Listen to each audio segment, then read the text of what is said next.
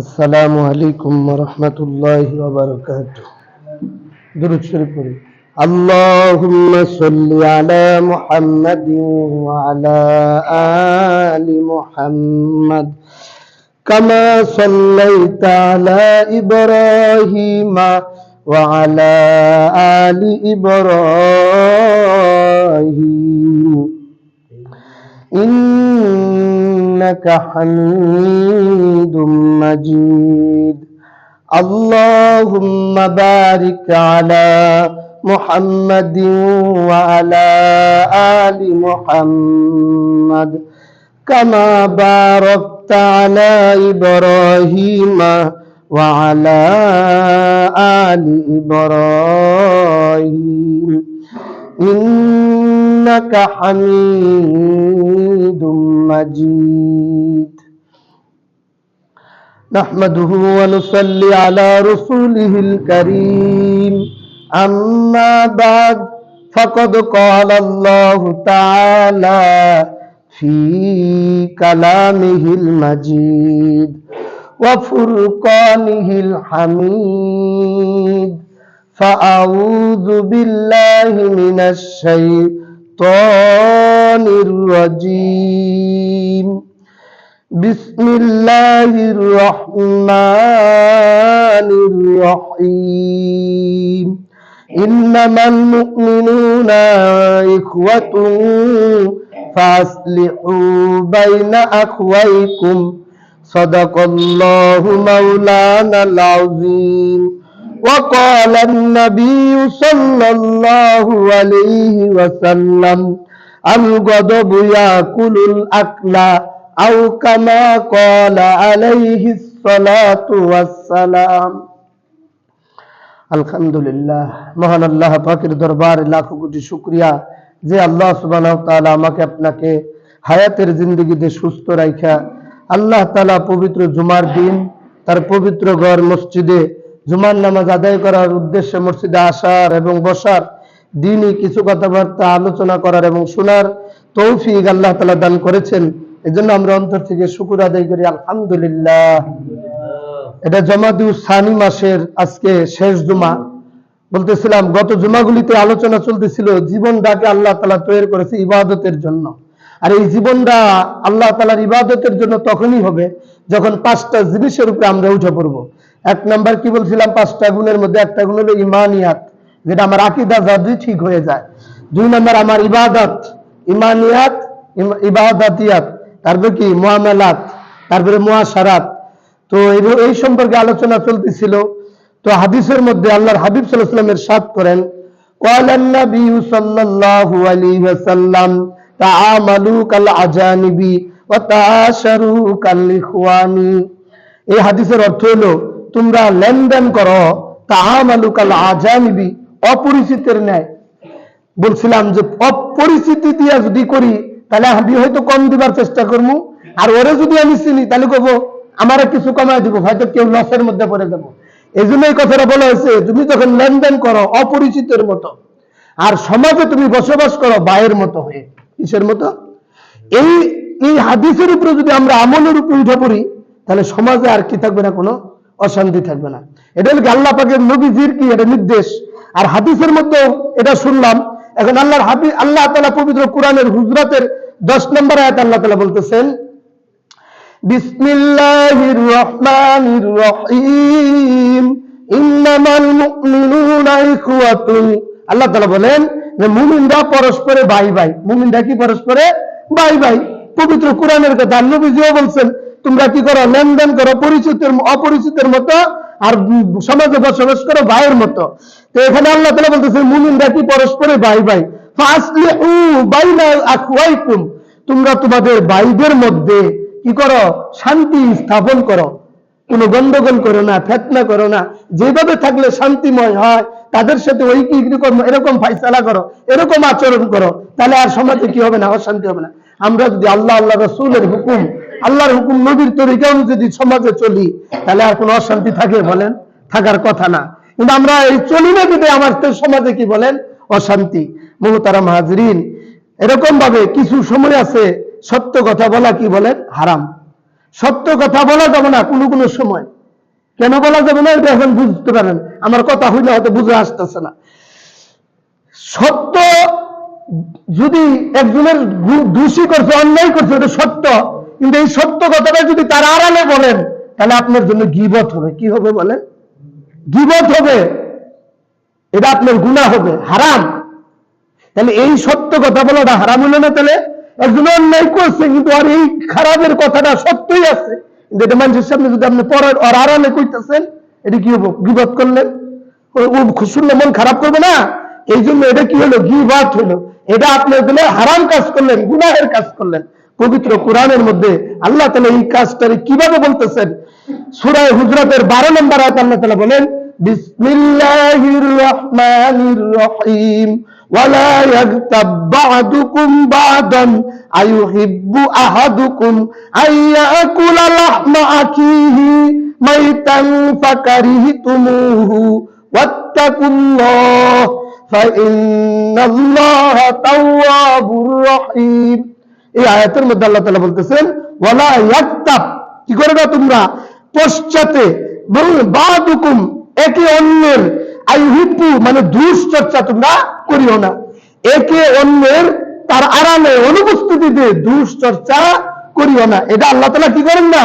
বলতেছে আইয়ুহিব্বু আহাদুকুম, তোমাদের কেউ কি এটা পছন্দ করে? আইয়াকুলা লাহমা আখিহি মাইতান, তার মৃত ভাইয়ের গোশত খাওয়া তোমাদের মধ্যে কি এটা কেউ পছন্দ করবে? আল্লাহ তাআলা বলেন ফাকারিহতুমুহু, তোমাদের মধ্যে এটা কেউ পছন্দ করবে না। মৃত ভাইয়ের গোশত খাওয়া এটা কি আমরা কেউ পছন্দ করি ভাই? কেউ পছন্দ করি না। আল্লাহ তাআলা বলেন ওয়াত্তাকুল্লাহ, তোমরা আল্লাহকে ভয় করো। ইন্নাল্লাহা তাওয়াবুর রহিম, নিশ্চয় আল্লাহ তাআলা ক্ষমাশীল, তাওয়াবুন তওবা কবুলকারী, আর রহিম তিনি কি দয়ালু। তাহলে পশ্চাতে এটা সত্যই করছে, তারপরে অন্যের আড়ালে ওর দুষ্টা আরেকজনের সামনে কি বলা যাবে না? ওর দুষ্টা আরেকজনেরকে বলা যাবে না, বললে কি হবে? এটা গুনাহ হবে, হারাম। যদি সামনে বলেন, যদি সংশোধনের জন্য বলেন তাহলে কি আছে বলেন? ঠিক আছে। যদি সামনে বলেন আপনার উপর জুলুম করছে, বিচার পাওয়ার জন্য বলেন, তাহলে কি আছে বলা? আমার কথাটা বুঝতেছেন? একজনে আপনার উপর জুলুম করছে, তার এই যদি বিচারকের সামনে আপনি সত্যটা না বলেন তাহলে আপনি বিচার পাবেন? তখন এটা বলা লাগবে বিচারকের কাছে, আপনার ওই যে আপনার উপর জুলুম করছে, আপনি মাজলুম, বিচার পাওয়ার জন্য বিচারকের কাছে আপনি সত্যটা বলতে হবে। অথবা তার সংশোধনের জন্য, তার ভালো হওয়ার জন্য, যে লোকটা এই কামটা করলো, অন্য এটা করলো, তার সামনে নিয়ে তারে বললা যদি তার ভালোর জন্য কম, তাহলে কি যায় গেছে তার সে ভালো হওয়ার করার জন্য। আর যদি মনে করেন এটার দ্বারা আরো যদি শুনে মন খারাপ হবে, রাগারাগি হবে, তাহলে তো এটা বলার দ্বারা আপনার কি হলো? অন্যায় হয়ে গেল, বলা যাবে না। তাহলে এরপরে আল্লাহ তাআলা পবিত্র কোরআনের সূরা নিসার 148 নম্বর আয়াতে আল্লাহ তাআলা আরো বলতেছেন, বিসমিল্লাহির রহমানির রহিম লা ইউহিব্বুল্লাহুল জাহরা বিসসুই মিনাল কওলি, মন্দ কথার প্রচারণা, মন্দ কথার প্রচারণা প্রকাশ করা আল্লাহ তাআলা এটা কি করেন না? পছন্দ করেন না। ইল্লা মান যুলিম, কিন্তু যার উপরে জুলুম করা হয়েছে, এটা আমি একটু আগে যেটা কইলাম, কিন্তু যার উপরে জুলুম করেছে তার জন্য বলা কি আছে? জায়েজ আছে, বিচার পাওয়ার জন্য। ওয়া কানাল্লাহু সামিআন আলিমা, আল্লাহ তাআলা সবকিছু জানেন এবং কি সবকিছু তিনি শুনেন। তিনি সবকিছু শুনেন এবং সবকিছু কি আপনার উপর জুলুম করছে না কি করছে আল্লাহ দেখছেন। এটা আপনি যদি অন্যায় ভাবে একটা মিথ্যা কথা বানায় করেন সেটাও দেখছে, আবার ও যদি অন্যায় না করে আপনি তাও বানায় করেন সেটাও আল্লাহ দেখতেছে। আল্লাহ সবকিছু শুনেন, সবকিছু জানেন। মুহতারাম হাজরিন, এই জন্য গীবত আর চুগলখুরির এটা কি জিনিস, পার্থক্য কি? আমরা তো দুইটাই কই যে গীবতও করে আবার চুগলখুরিও করে, দুইটার মধ্যে পার্থক্যটা কি? গীবত হইলো একজনে অন্যায় করছে কিন্তু সত্যই অন্যায় করছে, কিন্তু আর আড়ালে যদি কারো কাছে এটা আপনি বর্ণনা করেন, এটার নাম হলো গীবত। সত্য মানে যে ঘটনাটা ঘটাইছে এটা সত্যই করছে, কিন্তু ওর আড়ালে যদি কাউকে বলেন, এটা কি বলে? গীবত। আর চুগলখুরি কারে বলে? যেটা আপনি বলতেছেন কিন্তু এটা সত্য না, কিন্তু বানাইয়া মানে মিথ্যা অপপ্রচার করতেছেন, তাহলে এটার নাম হলো চুগলখুরি। একটা হলো গীবত করলেনই, আবার যে উপরে নেই তারপরে আরো কি বড় ধরনের অপরাধ করলেন আপনি, এটার নাম কি বলেন? চুগলখুরি। তাহলে চুগলখুরির মধ্যে মিথ্যা আছে, আর গীবতের মধ্যে কি নাই? সত্য। মিথ্যা নাই, সত্য আছে। ওই সত্যটাই যার কথা ঘটনা ঘটছে, মানে খারাপ কাজই করছে, কিন্তু এই সত্য কথাটা অন্যকে বলা, ওর আড়ালে বলা যাবে না, তাহলে গুনাহ হবে। এটাও গুনাহ। চুগলখুরিও গুনাহ, গীবতও কি বলেন? গুনাহ। লা ইয়াদখুলুল জান্নাতা কাত্তাব, চুগলখুর কি করবে না? বেহেশতে প্রবেশ করবে না। নাউযুবিল্লাহ। আল্লাহ তাআলা আমাদেরকে গীবত, এই চুগলখুরি থেকে কি করেন? হেফাজত করেন। মুহতারাম হাজিরিন, এরকম ভাবে আল্লাহ রাসূল সাল্লাল্লাহু আলাইহি ওয়াসাল্লাম আরো ইরশাদ করেন যে গীবত এমন একটা গুনাহ, মায়ের সাথে জিনা করার চাইতেও, মানে জিনার চাইতেও মারাত্মক গুনাহ। গীবত এমন একটা গুনাহ, জিনার চাইতেও মারাত্মক গুনাহ। যে জিনা করতেছে হে বড় জানতেছে আমি এটা গুনাহ করছি, তাই না? যে জিনা করে, খারাপ কাজ করে, হে এটা বুঝতেছে আমি এটা গুনাহ করছি, কিন্তু যে গীবত করতেছে হে এটা কখনো মনেই করে না যে এটা আমার গুনাহ হইতাছে। তাহলে ওই গীবতের থেকে তার কোনোদিন তওবা নসিব হবে না, কারণ সে এটা গুনার কাজ মনে করতেছে না। আর জিনা, এটা তো সে গুনাহ করতেছে, এটা বুঝেই করতেছে, কিন্তু একদিন অনুশোচনা হইলে আল্লাহর কাছে তার আখিরাতের ভয়, কবরের ভয় আসলে সে মনে আছে তওবা করে মাপ চেয়ে ফিরত আসতে পারে, ঠিক কিনা? এই জন্য বলা হয়েছে গীবত এমন একটা মারাত্মক বড় গুনাহ, এটা জিনার চাইতেও মারাত্মক কঠিন। বুঝছেন? হাদিসে পাকের মধ্যে আল্লাহর হাবিব সাল্লাল্লাহু আলাইহি ওয়াসাল্লাম ইরশাদ করেন, আল গীবাতু আশাদ্দু মিনাজ জিনা, গীবত হইল জিনার চাইতেও কঠিন। হ্যাঁ মুহতারাম হাজিরিন, যদি যে গীবত করে তার কি হয়? নেকিগুলি কাটা যায়। যার নামে গীবত করে তার আমলনামায় এই নেকিগুলি, সওয়াবগুলি তার আমলনামায় চলে যায়। তাই জন্য মুফাসসিরিনে কেরাম বলেন, যদি গীবত করাই লাগে, তুমি তোমার মা বাবার গীবত করো, তাহলে কি হবে? তোমার নেকিগুলি অন্যের কাছে যাবে না, তোমার মায়ের আমলনামায় চলে গেল, ঠিক না? কিন্তু কেউ কি আর তার মায়ের গীবত করবো? এটা বুঝানোর জন্য বলছে। যদি তোমার নেকিগুলি অন্যের দিবা কেন? করলে তোমার মায়ের গীবত করো, তোমার আত্মীয় স্বজনের গীবত, মায়ের গীবত, বা এরকম লোকের, নিজের লোকের গীবত করলে তাও তো তোমার নেকি রেহাই পাইল। এই জন্য খেয়াল করার বিষয়, সমাজে এই সমস্ত বিষয়গুলির থেকে যদি আমরা বাইচে থাকি, হ্যাঁ, এরকম যদি মিথ্যা কথা বলাও কি সওয়াব আছে? মিথ্যা কথা বলাও কি কখনো সওয়াব হয়? এটাও কি বোঝানো দরকার না? মিথ্যা কথা বললেও মানুষ সওয়াব কামায়। এটা কেমন হয়? এখন আপনি এক বাড়িতে গেছেন, যাই দেখতেছে এক লোক ছুরি দাঁড় করতেছে। কি দাঁড় করতেছে? ভাই ছুরি দাঁড় করেন কে? কোন যে মধুপুর আমার ভাই খায়, আমার ভাই আমারে বলে আমি নাকি তার জমিন মেরে ফেলছি, আমার নামে গীবত করতেছে, আমার নামে উল্টাপাল্টা মানুষের সামনে কইতেছে। কিন্তু এই লোকটা কৌশল করে কইতেছে, ভাই তুমি যা শুনছো এটা ভুল শুনছো।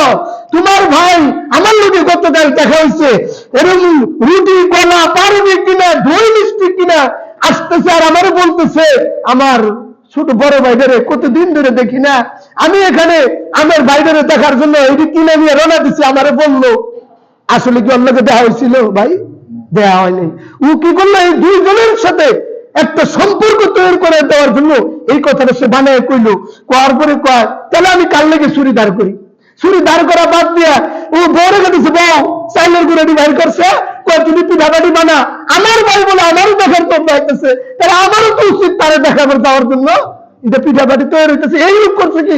এই ভাগতে মধুপুর গেছে গা, যাই ওই বাইরে করতেছে, ওই বাড়িতেও যায় দেখুন ছুরি দাঁড় করতেছে। হ্যাঁ বন্ধু মানুষ, শুনে কি কি ব্যাপার, ছুরি দাঁড় করতেছে কেন? বলে আমার বড় ভাই আমার এইরকম ঠকাইছে, জমিন দেয়, মানে ও কইতেছে অন্য কুতুরি বদনাম। এই মেরে দিয়েছে কি ভুলে গেল নাকি? আরে ভাই তুমি যেটা করতেছো এটা তো মানুষের কথাই তুমি নাচতেছো, এটা তো ঠাকুর মিশ্র কথা। আমি এই মাত্র দেখলাম তোমার ভাই তোমার জন্য পিঠাপাটি বানাইয়া তোমারই দেখার জন্য পাইতেছে, আর তুমি তার ছুরি দিয়ে ধার করতেছো মারবার জন্য। ছুরি দাঁড় করা বাদ দিয়ে কি করলো? বাদ। এখন ওই যে চিরা মুড়ি ওটি কিনে ও কইতেছে, বড় কইতেছে আমি বাইরে অনেকদিন ধরে দেখি না, বড় ভাই বাপের মতো এরা আমি দেখার জন্য কি করছে? এই লোকের কথায় ও গোসল টুসল করে বাজার তেলে ওটি কিনা রওনা দিছে। কি দিছে? বড় ভাইরে দেখার জন্য। এখন এই ভাইয়ের রওনা দিছে, ওই ভাইয়ের রওনা দিছে।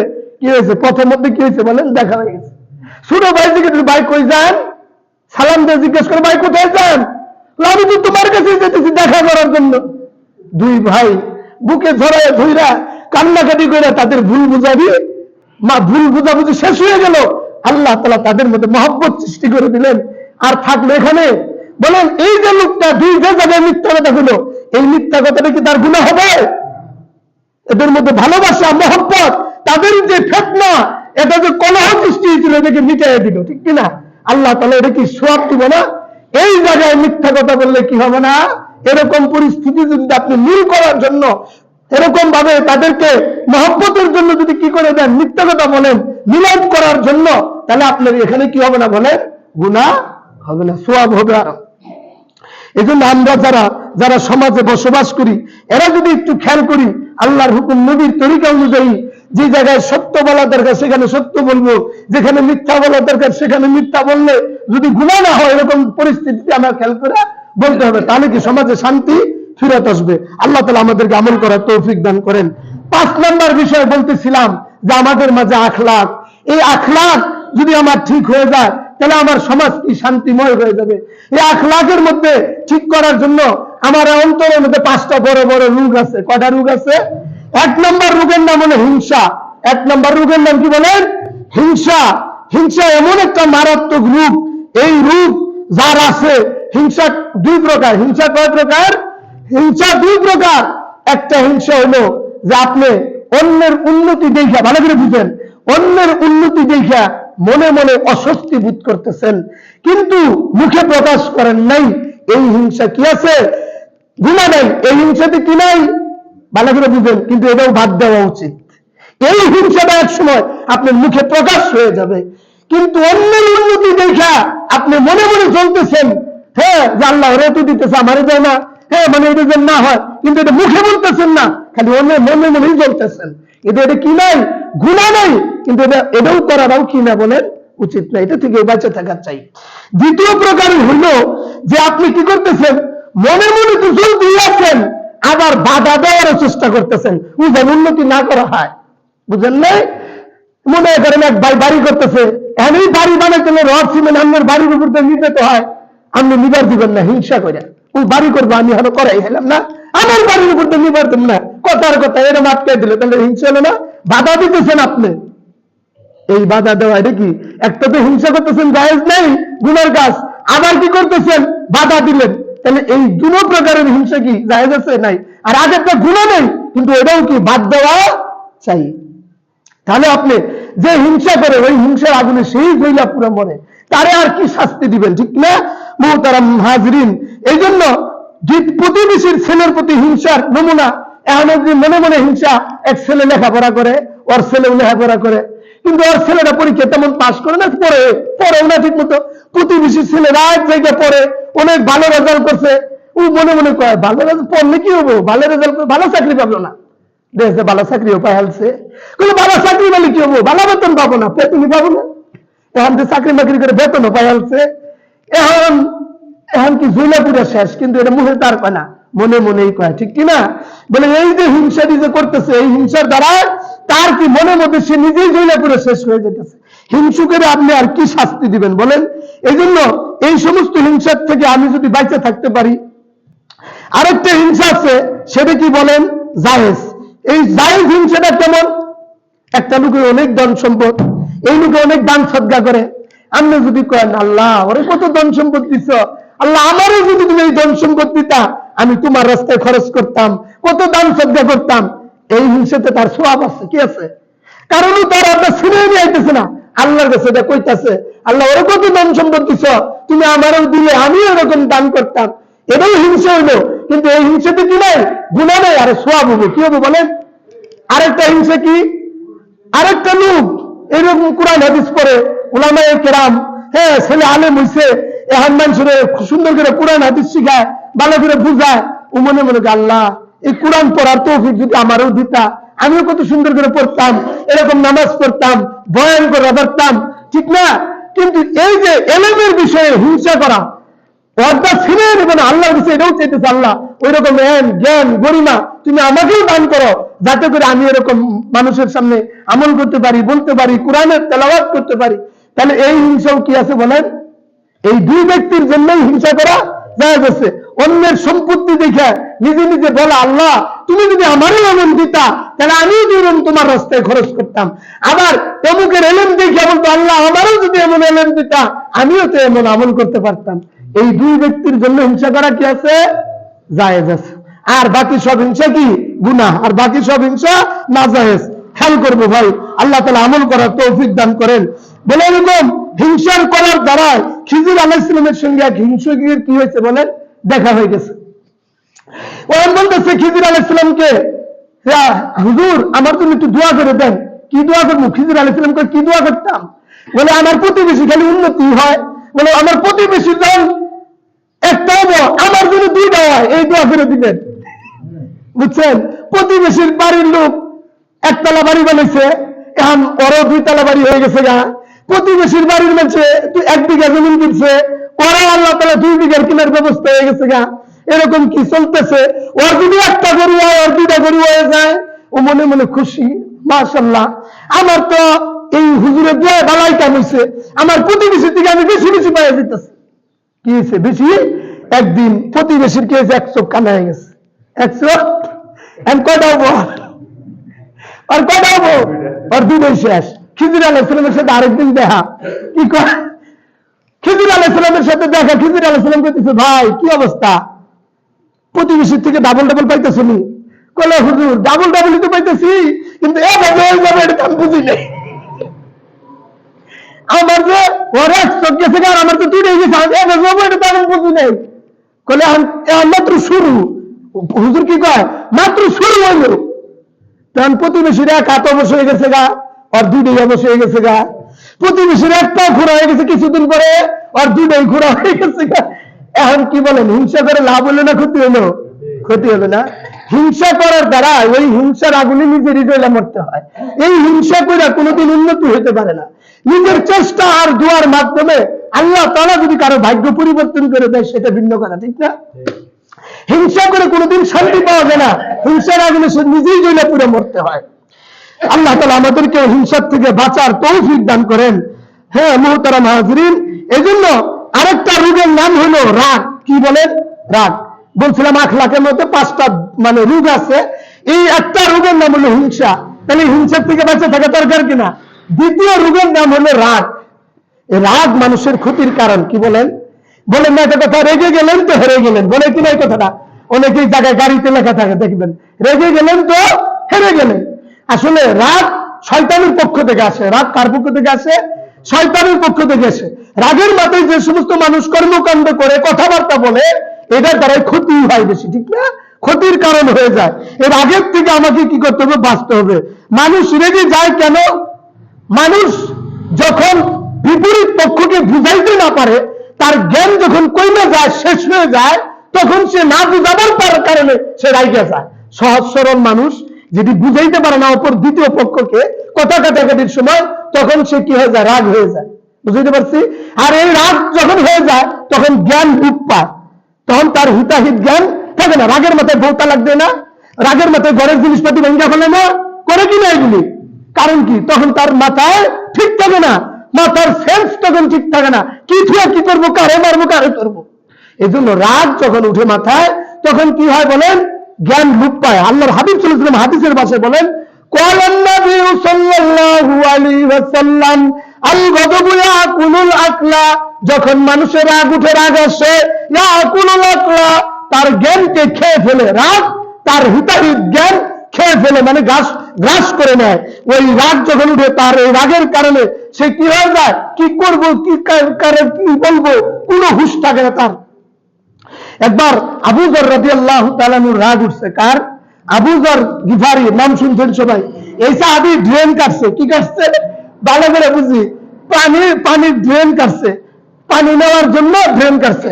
মানুষ রাস্তা দিয়ে যাইতেছে, মানুষের পা লাগে ড্রেনের মধ্যে মাটি পড়ে গেছে, মানে ড্রেন ভাঙ্গা মাটি পড়ে গেছে, বন্ধ হয়ে গেছে না? এখন আবু যরের রাগ উঠছে। কি উঠছে বলেন? আমরা রাগ হলে কি করতাম? মরে যায় থাপ্পড় দিতাম। আবু যরের দাঁড়ানো অবস্থায় যখন রাগ উঠছে, তখন কাঁদার মধ্যে বসে পড়ছে। কি করছে? ওই মানুষগুলি যাইতেছে আর এটা দেখতেছে যে বসে পড়লো। আবার একটু পরে শুয়ে পড়ছে কাঁদার মধ্যে।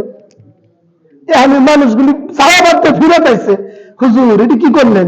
আপনি আসলেন দাঁড়ানো, পেটের মধ্যে বয়ে বললেন, আবার আসলেন বসা বসা অবস্থায় শুয়ে পড়লেন। তখন আবু যর বলে, এটা আমার রাসূলের তরিকা। কি বলতেছে? এটা আমার রাসূলের তরিকা। আমরা কি রাসূলের তরিকা খেয়াল করতাম? আমি যাই দুটো বসায় দিতাম, রে বেটা দুই আসলে আবার ঢেম ভেঙে গেলি। আরে বেটা কি করছে? সাহাবী কি করছে? বসে পড়ছে, বসে অবস্থায় পেটের মধ্যে শুয়েও পড়ছে। তখন বলতেছে আমার রাগ কমে গেছে। হ্যাঁ, তাহলে নবীজির শিক্ষা কি বুঝলাম? দাঁড়ানো অবস্থায় যদি কারো রাগ উঠে সে কি করবে? বসে পড়বে। বসা অবস্থায় যদি রাগ না কমে তাহলে শুয়ে পড়বে।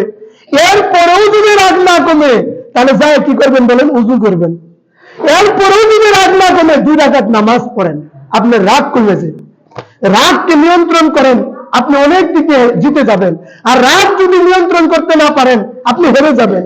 আপনি রাগের মাথায় কি দিয়ে কি বলবেন, এমন আছে গুনার কাজ করে ফেলবেন, ভুল করে ফেলবেন, এটা আপনার জন্য ক্ষতির কারণ হয়ে যাবে। এজন্য আল্লাহর জন্য রাগ করবেন। কার জন্য রাগ করবেন বলেন? রাগ দমন করা একটা কি সবরের কাজ।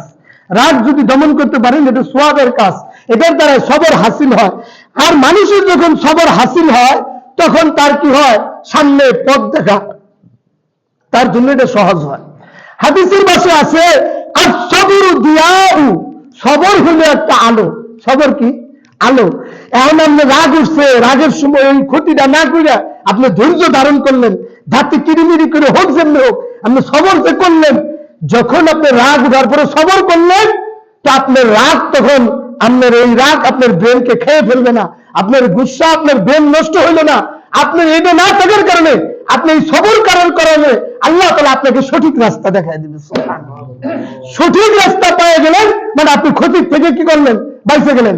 আর সবর দিয়াউন, সবর হলো মানুষের জন্য একটা মশাল, একটা আলো, একটা প্রদীপ। যখন সে রাগের অবস্থায় সবর করবে আল্লাহ তাআলা তাকে সঠিক রাস্তা দেখায় দিবে। সুবহানাল্লাহ। আজকে আমরা রাগের সময় ধৈর্য ধরি না, অধৈর্য হারা হয়ে যাই। এজন্য আজকে আমরা ক্ষতি হয়ে যায়, অঘটন ঘটে। যদি নবীর তরিকা আমরা অনুসরণ করি অবশ্যই আমরা ক্ষতির থেকে হেফাজত থাকবো। ঠিক কিনা বলেন? দেখেন, রাগ করতে হবে একমাত্র আল্লাহর জন্য। কার জন্য? আল্লাহর জন্য রাগ করতে হবে, এছাড়া রাগ করা যাবে না। হযরত আলী রাদিয়াল্লাহু তাআলা আনহু যুদ্ধের ময়দানে যুদ্ধ করতেছে, এক কাফেরের সাথে যুদ্ধ করতেছে, কিন্তু বাইরে উঠতেছে না। হযরত আলী রাদিয়াল্লাহু তাআলা আল্লাহর নাম নিয়ে যখন শুরু করলেন, বলে এরকম ওই লোকের কাফেরের তরবারি ভাঙে গেল। ভাঙে যাওয়ার পরে তার বুকের উপরে উঠে বসলেন। কে? হযরত আলী রাদিয়াল্লাহু তাআলা তার বুকের উপরে উঠে বসলে ছুরি মারবে, এই সময় ওই লোক নিচের থেকে কাফের হযরত আলী রাদিয়াল্লাহু তাআলার চেহারার মধ্যে, মুখের মধ্যে থুথু নিক্ষেপ করছে। থুথু নিক্ষেপ করার কারণে সে কি করছে? তার বুকের উপর থেকে নেমে পড়ছে, তারে মারা পারতে ছেড়ে দিচ্ছে। কাফের উঠে দাঁড়াইছে। কাফের উঠে তারে বলতেছে, ভাই আপনি আমাকে মারা বাদ দিয়ে ছেড়ে দিলেন কেন? এরকম সুযোগ কেউ কি হাতে পায়া ছেড়ে দেয়? কাফের জিজ্ঞাসা করতেছে। আলী রাদিয়াল্লাহু তাআলা বলতেছে, ভাই যখন আমি তোমাকে ধরাশায়ী করে পরাজয় করে তোমার বুকের উপরে উঠে বসছি, তরবারি মারবো, সেই মারাটা ছিল আমার আল্লাহর জন্য। কার জন্য? কারণ তুমি আল্লাহর রাসূলের দুশমন, তুমি এখানে আল্লাহর রাসূলের বিরুদ্ধে যুদ্ধ করার জন্য এসেছো। তখন এই জন্য আমার তোমার উপরে রাগ ছিল, মারার জন্য। যখন তুমি আমারে থুথু মারছো তখন তো আমার আল্লাহর রাসূলের জন্য ছয় নাই, তখন তো আমার ব্যক্তিগত রাগ এসে পড়ছে। কি এসে পড়ছে বলেন? যখন থুতু মারছে তার উপরে কার রাগ এসে পড়ছে? তার ব্যক্তিগত রাগ এসে পড়ছে। এই জন্য আমি ব্যক্তিগত নিজের কারণে একজনের উপরে রাগ দেখানো, মারা জায়েজ নেই। কথা বুঝতে পারছি? তাহলে আল্লাহর জন্য রাগ করা কি আছে বলেন? জায়েজ। আল্লাহর জন্য রাগ গুসা করে কারো প্রতি মারা জায়েজ আছে। কিন্তু এখানে নিজের ব্যক্তিগত রাগ উঠছে আর তিনি তারা কি করছে বলেন? ছেড়ে দিছে। তখন ওই কাফের বলে, হাই আমরা কাদের সাথে যুদ্ধ করতে আইছি? আমাদের তো কোনো মাওলা নাই, আমাদের তো কোনো মালিক নাই, আমরা তো মূর্তি পূজা করি, শিরক করি। মুসলমানের তো মালিক আছে, মাবুদ আছে, আল্লাহ আছে। এগুলি তারা আল্লাহর জন্য রাগ করে শত্রুর উপরে আক্রমণ করে। সাথে সাথে কালিমা পইরা ওই কাফের মুসলমান হয়ে গেছে। সুবহানাল্লাহ। যদি রাগ করতো আর এই রাগের উপরে রাসূলের তরিকা অবলম্বন করার কারণেই এই কাফের কি হয়ে গেছে? মুসলমান হয়ে গেছে না বলেন? যদি নিজের রাগ গুসা বশত মারতো তাহলে কি আলী রাদিয়াল্লাহু তাআলা গুনাহগার হইতো? ওই লোক তো জাহান্নামে যাইতোই। তাহলে কি নিজের জন্য মারা হইতো, ইসলামের জন্য তাকে মারা হইতো না। এই জন্য মুহতারাম হাজিরিন, রাগ গুসা আমরা খেয়াল করে করবো। হ্যাঁ, বলে দুইটা রোগের কথা আমরা বললাম। তৃতীয় নম্বর রোগের নাম হলো বিদ্বেষ। বিদ্বেষ করি না আমরা অনেক সময়। বিদ্বেষটা কি? কেউ আপনার ক্ষতি করছে, ভালো করে বুঝেন, কেউ আপনার ক্ষতি করছে, এই ক্ষতির প্রতিশোধ আপনি নিতে পারতেছেন না, প্রতিশোধ আপনি নিতে পারতেছেন না, মনে মনে তার উপরে বিদ্বেষ করে আছেন। এইটা হলো এই বিদ্বেষ আপনার জন্য কি নাই? জায়েজ নাই। যদি এই বিদ্বেষ থাকিয়ে যায়, তাহলে আপনি যদি তার প্রতি ঘৃণা, এই যে ঘৃণা করলেন, বিদ্বেষ করলেন, এই যে তার প্রতিশোধ নিতে পারতেছেন না, এই জন্য আপনি তার প্রতি ঘৃণার করতেছেন, এটার নাম হলো কি? বিদ্বেষ। এটার নাম বিদ্বেষ। তার সাথে এই বিদ্বেষ করাও ঠিক হবে না। এরপরে মুহতারাম হাজিরিন, 3 নম্বর যে রূপ, 4 নম্বর যে রূপ, এটা হলো ঘৃণা। কি? আমাদের মাঝে অনেকের মাঝে ঘৃণা আছে। একটা লোক কালো, একটা লোক কালো, হয়তো বা আরেকটা লোকের নাকটা একটু চ্যাপ্টা, দেখতে হয়তো চেহারাটা একটু ভালো দেখা যায় না, ঠোঁটটা হয়তো একটু মুড়া, অথবা ভালো কাপড় চোপড় পরে না, এই বলে কি আপনি ওই লোকটারে ঘৃণা করতে পারেন না? পারেন? ঘৃণা করার আপনার অধিকার আল্লাহ আপনারা দেয় নাই। কিন্তু এই যে যখন এই ঘৃণার থেকে বাঁচবেন কিভাবে, বাঁচার একটা উপায়, তখন আপনি মনে করবেন এই লোকটাও আল্লাহর সৃষ্টি, আমিও আল্লাহর সৃষ্টি। ঠিক কিনা? ভালো করে বুঝেন। এই লোকটাও আল্লাহর সৃষ্টি, আমিও আল্লাহর সৃষ্টি। কালো হোক, দলা হোক, মোটা হোক, চারটা হোক, নাকগুসা হোক আর খারাপ হোক, কে বানাইছে বলেন? আল্লাহ বানাইছে। আমি যে আজকে এই লোকটারে ঘৃণা করতেছি, আমিও একদিন বাঁচবো না, মারা যাব, কিন্তু আমি যে এই লোকটারে ঘৃণা করতেছি, এই গুনাহ থেকে আমি কিভাবে বাঁচবো? এই লোকটা হয়তো একদিন বাঁচবো না, মারা যাব, কিন্তু এই লোকটা যেই দিন হতে পারে তার মওতের আগে ঈমান নসিব হয়ে যেতে পারে, সে আল্লাহর ওলি হয়ে যেতে পারে, কিন্তু আমার অবস্থা কি হবে? আমি যে আজকে তারে ঘৃণা করতেছি, আমার মওতের সময় কি হবে আমি তো জানি না। ঈমান হারা হয়ে মরবো নাকি ঈমান নিয়েই মরবো? ঈমান নিয়ে যদি মরতে পারি, তাহলে সেটা আমি এই লোকের চেয়ে উত্তম। আমি কেন ঘৃণা করতেছি? আমি তো একটা মেথর, আমি তো ও যেমন করে টেম্পুলে ঘুরে, আমিও তো এরকম পাই নাপাকি লয়ে ঘুরি। ঠিক কিনা? ব্যবধান কি বলেন? ও চারটা হোক, কালো হোক, অসুন্দর হোক, এরকম দেখতে খারাপ দেখা যাক, কে বানাইছে বলেন? আল্লাহ বানাইছে। এ বলেই তাকে ঘৃণা করা যাবে না। তাকে আপনি ভালোবাসেন, মহব্বত করেন, রাসূলের তরিকা, তার প্রতি আপনি ঘৃণা করবেন না। এই ঘৃণা করারও একটা কি? অন্তরের রূপ। আল্লাহ তাআলা আমাদেরকেও হেফাজত করেন। 5 নম্বর রূপ হলো শত্রুতা। কি বলেন? শত্রুতা। একজন আপনার উপরে কি নিছে? আঘাত করছে, কষ্ট দিছে, কিন্তু আপনি কি করতে পারতেছেন না। যদি আপনার ক্ষমতা থাকে, কি থাকে? ভালো করে বুঝেন, যদি আপনার ক্ষমতা থাকে, বিচারকের মাধ্যমে হোক, যেমনি হোক, ওই সম পরিমাণ প্রতিশোধ নেন। যে পরিমাণ আপনারা কি করছে? আঘাত করছে, ওই পরিমাণ আপনি কি করেন? প্রতিশোধ নেন। আর যদি প্রতিশোধ নেওয়ার ক্ষমতা না থাকে, আবার ভালো করে বুঝি, যদি প্রতিশোধ নেওয়ার ক্ষমতা না থাকে, তাহলে আপনি আল্লাহর কাছে তাকে সুপর্দ করে দেন। আল্লাহ, আমি মাসলুম, সে আমার উপরে জুলুম করছে, আমি প্রতিশোধ নিতে পারলাম না। আল্লাহ, আপনি এটার বিচার করেন। কার উপরে ছেড়ে দিলেন? আপনি প্রতিশোধ নিতে পারেন নাই, আল্লাহ আপনার সুবিচার পাওয়াই দিবে একদিন। যেদিন আপনাকে সুবিচার পাওয়াই দিবে, সেটা আপনি আশাও করেন নাই, আশার অতিরিক্ত আল্লাহ তাআলা সুবিচার আপনাকে পাওয়ায়। 3 নম্বর গুণ, যদি আপনি আল্লাহর সুপর্দও করলেন না, কি করলেন? আপনি যদি বেশি আখলাকের উত্তম আখলাকের অধিকারী হন, তাহলে আপনি তার মাফ করে দিবেন। কি করে দিবেন? এই মাফ করে দেওয়ার কারণে আল্লাহ তাআলা আপনাকেও ক্ষমা করে দিবেন। সুবহানাল্লাহ। হযরতে শাহ ওয়ালিউল্লাহ মুহাদ্দিস দেহলভী রাহমাতুল্লাহ আলাইহির ছেলে শাহ মোহাম্মদ ইসহাক রাহমাতুল্লাহ আলাইহি কাছে এক বুজুর্গ ব্যক্তি যায়, জিজ্ঞাসা করে, হুজুর, আল্লাহর ওলি কে? তখন এই ইসহাক রাহমাতুল্লাহ আলাইহি বলতেছে, তুমি কি আল্লাহর ওলি দেখতে চাও? তুমি ওই রকম ভাবে দিল্লির এক মসজিদে তুমি কি করো? ওই মসজিদে যাও, দেখো মসজিদের মধ্যে 3 কোণায় 3 জন লোক বসে আছে, ওই লোক 3বার গালে যায় 3বার থাপ্পড় মারবা। যে ঘটনাটা ঘটে তারপরে তুমি আমার কাছে আসবা, তাহলেই তোমাকে বলবো আল্লাহর ওলিকে। এই লোক গেছে মসজিদে, হুজুরের কথা অনুযায়ী যায় মসজিদের এক কোণায় এক লোক বসে আছে, খাবার খাই যায় গালের মধ্যে থাপ্পড় মেরে বসে। বুঝছেন তারা? এই লোক ইবাদত ছাইড়ে দিয়ে ওই যে আর গালে মেরে বসছে, ও যেরকম মারছে ওরকমই মারছে। কথা বুঝতে পারছি? ও তো কিছু বলবো না, খালি যা ঘটে এটা আয় করবো, তো মাইর খাইয়াবে থাকলো। দ্বিতীয় গুণে যে আরেকজন গেছে, ওর গেলেও যায় আর থাপ্পড় মাইয়া দেখে কি করে লোকটা, এই লোক উল্টা খালি ওর দিকে একটু তাকাইলো। দ্বিতীয় লোক কি করছে, থাপ্পড় খায় আর থাপ্পড় দেয় নাই, না দিয়ে কি করছে, ওর দিকে একটু খালি তাকাইছে, শেষ, আবার ইবাদতে লিপ্ত হয়ে গেছে। 3 নম্বর লোকের কাছে যে আবার কালে ওরা একটা থাপ্পড় মারছে, ওর দিকে থাপ্পড় মারার পরে ওই লোকটা দাঁড়াইছে, দাঁড়ানোর পরে আর হাত তুলে কো, ভাই হাতে না জানি কত ব্যথা পাইছে, ভাই যদি ব্যথা পায় থাকে আমার মাফ করে দিও। কি বুঝলেন? এই ঘটনা ঘটার পরে ও আসে বলছে, হুজুর আমি তো গেছিলাম 3 লোকের 3টা থাপ্পড় মারছি, এই ঘটনা ঘটছে। তখন হুজুর বলতেছে 3 লোকই আল্লাহর ওলি। কয়জন বলেন? 3 লোকই আল্লাহর ওলি।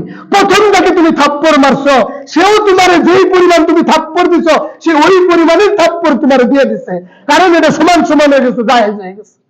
আর পরের জনের দ্বিতীয় জনের তুমি তো থাপ্পড় দিছো, ওই লোকটা তোমার দিকে শুধু তাকাইছে, এর মানে আল্লাহর হাল্লা করে দিছে তোমারে, হ্যাঁ, অর্থাৎ সে মাফ করে দিছে তোমারে, সে তোমার কাছে আর মাফ চাই নাই, চাইছে। 3 নম্বরের লোকের কাছে যায় তখন মায়ের দিছ, সে তোমার মায়ের তো খাইছেই, মায়ের খাওয়ার পর আবার তোমার কাছে উল্টা কি চাইছে, মাফ চাইছে। এটা নবীর তরিকা, ঠিক আছে? এটা কি সর্বোত্তম আখলাকের তরিকা দেখাইছে। তাহলে 3 জন লোকই কি বলেন? আল্লাহর ওলি। আল্লাহ পাক রব্বুল আলামিন আমাদেরকেও এরকম যে গুণাগুলির কথা বলা হইল, এই গুণগুলির উপরে আল্লাহ তাআলা আমল করার তৌফিক দান করেন। সকলে বলেন আমিন। কয় টাকা বলেন?